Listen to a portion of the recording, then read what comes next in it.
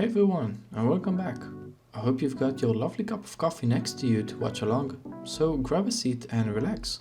There has been lots, and when I say lots, I mean an absurd amount of things that happened to me in the last couple months, which is why I sort of forced myself into a big break from everything. In a way, I had to rebuild many things back, and well, my knowledge in programming included, since I haven't touched it for a long time. I'm still a bit sick, but I hope you won't hear it out here. Anyways, I still found myself on my way back to greatness and game development, and here we are again. So back to our case, and my most frustrated topic so far to develop, the black hole tower. Here I knew I had to separate the tower script and the black hole script from each other. I first learned about inheritance from one script to another. This way I figured could help me remake and reconstruct my tower scripts. It will be easier to track the towers and fix it, because right now it's a piled mess.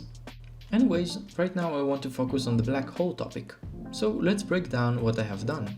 When inheriting, it is important to first change the mono behavior to the script's name that you inherit from.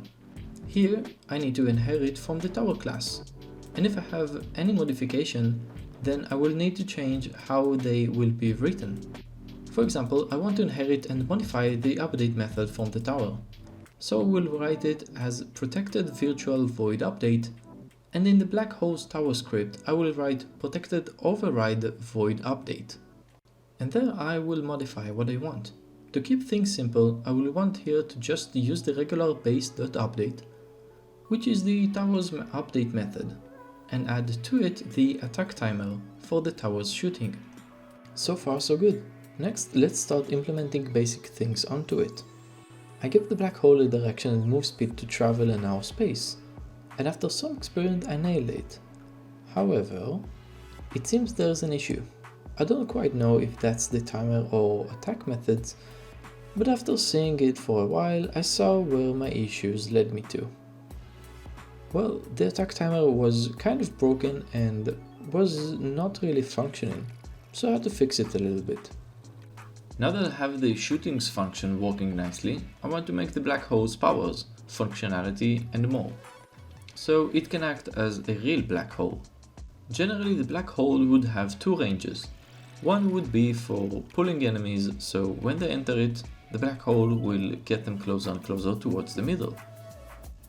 The second one would be for the black hole's actual size, and once they touch it, the enemy would be destroyed. With that in mind, it's a very powerful, tower, so I need to find ways to balance it out. So we have a long timer, but what else? I would also like it to have a fast pace, meaning it to travel fast. In addition, I want the pace to be fast enough, but the speed of the enemies towards the black hole to be slightly slower. So let's say the black hole will move 10 pixels per second and the enemies will travel 8 pixels per second. Meaning that if the enemy has got to the range of pulling it a bit too late, it can snap back to the trail. In addition, I want the black hole to be only devoured and destroyed a certain amount of enemies of any kind, and maybe not bosses. So let's say that every black hole will be able to eat up to 10 enemies. Each of them will make, logically, a certain mass that the black hole is trying to eat, and every time it eats the enemy, the black hole will get smaller and smaller. Once the black hole reaches its maximum amount of enemies eaten, it will then be dismissed, as the mass has gained its full capacity and the black hole will be blocked. I hope that makes sort of sense, even if it doesn't work like that in reality. Another small thing I changed is a small red arrow that popped up. When enemies are being pulled into the black hole, the nav mesh agent is disabled.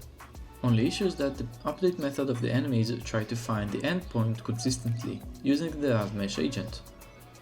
And the problem with that is you can't use something that is disabled, so I just made a quick check for it to get rid of any futuristic bugs.